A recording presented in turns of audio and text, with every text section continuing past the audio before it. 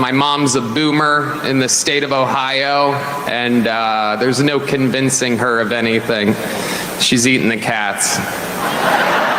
She's eating the dogs. They're eating the pets up there. It is absolutely wild times. It really, really is. And, you know, there's a lot going on. Like, I don't know if you guys know this, but there's literally a floating island of garbage in the middle of the ocean right now. Yeah. I think it's called Puerto Rico.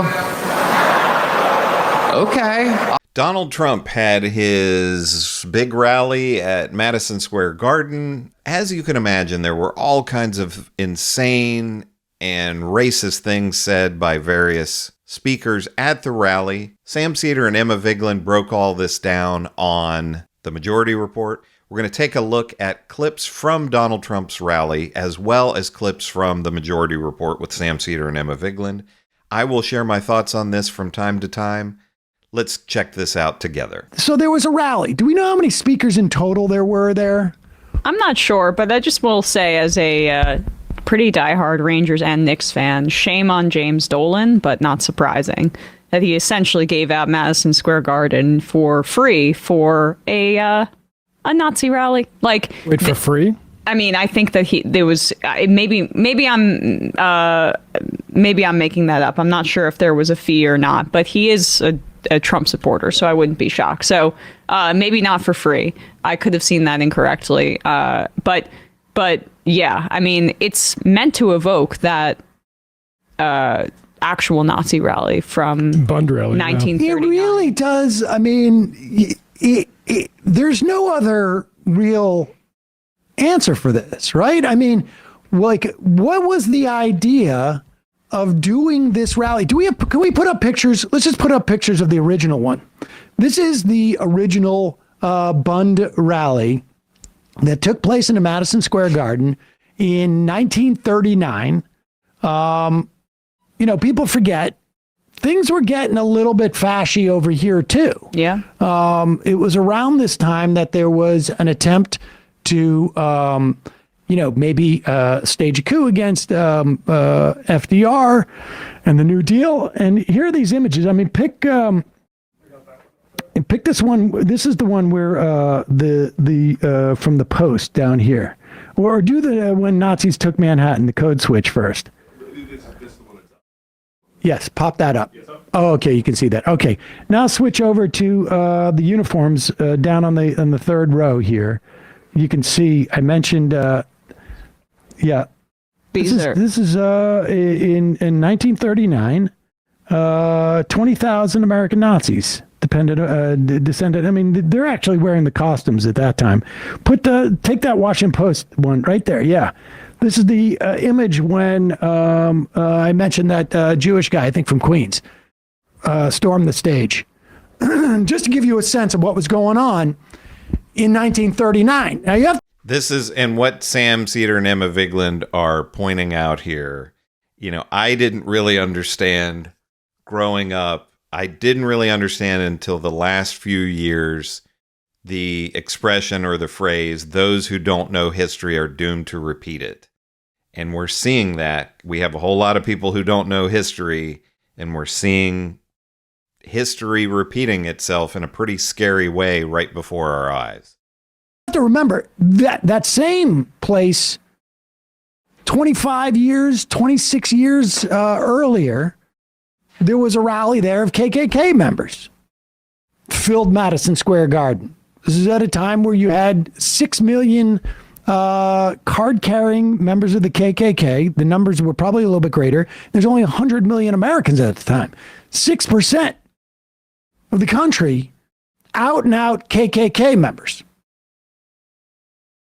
20 years later, we got the Nazis there. And then the next America First rally takes place in Madison Square Garden. 50 years, 60 years, 70 years, I guess, 75 years later, or more or less. It's 85. 85. Yesterday. Sorry. I knew it was like something that ended with 5. 29 speakers yesterday. And people are focusing on this one guy I didn't know he was a comedian when I first saw this, and there's a reason for it, because he looks like he's just giving a speech here. It's not like he's doing stand-up. And then, like, this guy did a series of racist jokes, and I'm thinking, like, this is like that guy, Walter Matterson, right? That's Masterson, who goes and pretends to be a right winger, and then speaks at town council meetings, city commission meetings, and just like regurgitates what they say, but just says it like more explicitly. But no, this guy apparently was like vetted and picked to deliver this routine. And before Sam Seder gets into the clip here of him, after the fact, Trump's people are trying to act like this comedian, that he doesn't represent the Trump campaign, blah, blah, blah, all of this. First of all, why do you invite somebody to your rally if they don't represent your values? But he was reading off of a teleprompter, and they knew he was going to say these things. And in fact, there have been articles that have come out saying that he was workshopping these jokes before in clubs in New York City, and the people didn't laugh there. And he said, well, I'm going to be doing this rally tomorrow for Trump's, and it'll, it's going to do well there. So this is nonsense that they are acting like they didn't know what he was going to say. This was, like Sam Seder said, they had already vetted this guy, and they would have vetted everybody there who spoke. And well, let's play the first clip. Is this the first one? This is Tony Hinchcliffe speaking at the Trump rally in Madison Square Garden. Believe it or not, people, I welcome migrants to the United States of America with open arms. And by open arms, I mean like this. It's not welcoming, but It's wild. And these Latinos, they love making babies too. Just know that. They do. They do. There's no pulling out. What's funny is, well, I guess we're going to get a laugh here in a second, but it doesn't seem that he's knocking them dead here with these jokes. They don't do that. They come inside, just like they did to our country. Republicans are the party with a good sense of humor. Free speech is under attack, people. I host a show, and each week I get updates what words we're allowed to use and not use anymore. It's happening right now the past few years. It's a real thing. Pause it for a second. Who does he host a show for that he gets this sheet? Why don't I get a sheet of paper like this? Well, we subscribe to the woke mind virus, so we may not get that. Actually, it's a sheet from Joe Rogan, and you can't say words like racist or... Right. Climate change. Right. We no longer use the word climate change. Herd immunity. Incidentally, we are just like a week or two out from Ron DeSantis literally trying to revoke the licenses of TV stations in Florida that ran a pro-choice ad. But the best part was because, believe it or not, folks, I welcome migrants, and they're all like, "What?" Continue. Are we still on this clip? Yeah. Happening right now the past few years. It's a real thing. And, used to be able to tell people to Google stuff. My mom's a boomer in the state of Ohio, and there's no convincing her of anything. She's eating the cats. She's eating the dogs. They're eating the pets up there. It is absolutely wild times. It really, really is. And, there's a lot going on. Like, I don't know if you guys know this, but there's literally a floating island of garbage in the middle of the ocean right now. Yeah. I think it's called Puerto Rico. Okay. All right. Okay. We're getting there.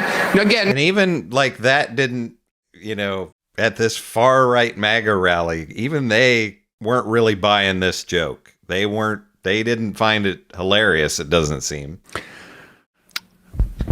Okay. Let's just get to how far and wide the Puerto Rico comments have and will travel in a moment.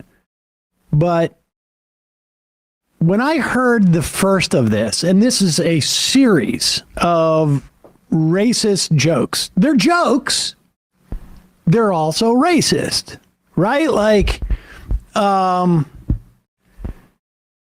don't know if Latinos in this country have more children than, say, Christian conservatives. My guess is it's pretty close. And also, we should also note that often those are two overlapping circles within a Venn diagram. But my guess is that fundamentalists produce a lot more children relative to, I don't know, non-fundamentalists. It is a racist joke. The premise is racist, that they have sex like animals and don't attempt to have birth control. That's what it is. It's a joke. It's a racist joke. And he knows this. Apparently, they had to load all this stuff up onto the teleprompter previously. Of course. And that's the thing is where I just really do think that this was coordinated to evoke that Nazi rally from 85 years ago. It's like, you could just see Trump being enamored with the idea of selling out Madison Square Garden, just given his proclivities and given his obsession with New York real estate. Like, oh, that's the biggest place to sell out, Madison Square Garden. And a guy like Stephen Miller, who is in the orbit, basically saying this is a great idea. And him having his own, Trump probably being okay with the Nazi implications, right? Because we know what those comments have been about Hitler. And for the folks running the show in that campaign, these neo-Nazis, they're happy to signal that to their base. They're going all in on this. I'm just fascinated by it. Now, I also was like, well, maybe the guy made fun of like white people too. Like, I'm like Don Rickles. I make fun of everybody. Right. Oh, you some type of wasp. You and. Well, he didn't make fun of white people. He did make fun of black people, Jewish people, and Palestinians. All right. So. It's a spoiler alert. We're going to have to go through that. But he does not make fun of white people. The comedy is just focused on marginalized people in this, and it's all predicated on racist tropes. Now, I'm convinced, like you say, they knew what he was going to do. Mm-hmm. I'm convinced the idea was this is going to bait all the libs or all the non-racist people into complaining about it, and we're going to be able to do the old we're joking. How come you people have no sense of humor? Now, for me, I find this really, really funny because they just shot themselves in the face in their campaign. There's a reason why Rick Scott, who else? Was it, what other? Fetterman? I mean, not Rick Scott made a statement basically saying this was garbage and it's not true. Anthony D'Esposito, a Long Island congressman, was at this rally. He is of Puerto Rican descent and even criticized. The Trump campaign has had to distance themselves from this. Yep. They just didn't realize, because listen, at the end of the day, they're just like, we're doing funny jokes about general things like Latinos and Puerto Ricans and the classic black jokes and the classic, Jew jokes and Palestinian jokes we've thrown in there just to update it. And they apparently did not realize that that Puerto Ricans make up a significant portion of the population in a lot of these swing states. And so these are great points from Sam Seder and Emma Vigeland here. And, Sam Seder is saying, they're always going to do the thing of, oh, we were just kidding and the left has no sense of humor. And again, Tony Hinchcliffe is a comedian. And their strategy has been, we're just going to go all in on our base, which is male, and particularly young males. And this is why they're going after people like Tony Hinchcliffe to give these messages, because he is somebody who's popular online with young males. but they apparently weren't prepared for the fact that it wouldn't just be, oh, we're owning the libs, that there would actually be Puerto Rican people upset about what was said here. And like I said, it doesn't even seem that the joke that Tony Hinchcliffe made really even went over with the crowd there as well as they were hoping for at the rally itself. And one thing that, the free speech thing gets so tiresome. Here you have a guy speaking at this big rally, complaining about free speech, that, oh, I can't say this word and I can't say this word, and complaining on his show that he has a large audience for online that he can't say this and he can't say that. He's saying the things. He made the racist joke at the rally, but what none of these people seem to see is you have the freedom to say these things. Nobody, the police didn't go in and arrest him for saying these things. You have the freedom to say them, but people don't have to like them. And say the thing, say the racist thing, say the offensive thing, whatever, but then don't cry when there's backlash and people don't like what you have to say. And this is what the right-wingers do over and over and over again. They say, oh, I can't say these things. They say the thing. They're allowed to say it. No one stops them from saying it. They're not imprisoned like in a dictatorship. But then people are upset and they don't want to face the consequences of their actions. But this seemed, as Sam Seder and Emma Vigeland are saying here, this seemed to really have backfired on Trump. And you wonder, can this have a real impact on the election with just a few days to go? Who knows? I mean, are there Puerto Ricans who were going to vote for Trump and now this will change their mind? Let me know in the comments what you think about that. If you think this Trump rally, as well as these offensive comments from Tony Hinchcliffe and other speakers there were all kinds of offensive and insane things said at this rally. We'll see if it just makes the left mad or if it actually has any real impact on the election. Let me know what you think in the comments about Trump's rally, about Sam Seder and Emma Vigeland's thoughts about it, my thoughts as well.